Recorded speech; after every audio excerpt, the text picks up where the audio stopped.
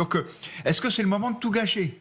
Ça paraît quand même effectivement un drôle de scénario. Alors, Magali. Ce soir, les Ukrainiens sont quand même inquiets parce que dans la déclaration de Volodymyr Zelensky, lorsqu'il donc dément avoir fomenté cette attaque contre la résidence, il ajoute qu'il redoute des représailles, d'ailleurs représailles annoncées par Sergueï Lavrov dans son communiqué en disant de telles attaques ne resteront pas sans réponse, et des représailles éventuellement sur des bâtiments officiels aussi, des bâtiments gouvernementaux dans la capitale ukrainienne. C'est aussi ça maintenant ce qui pourrait arriver.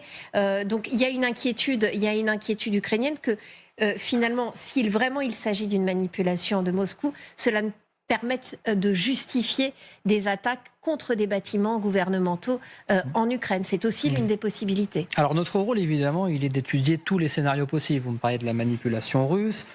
Là, on a évoqué le scénario des dissidents russes, en tout cas, qui seraient pro-ukrainiens.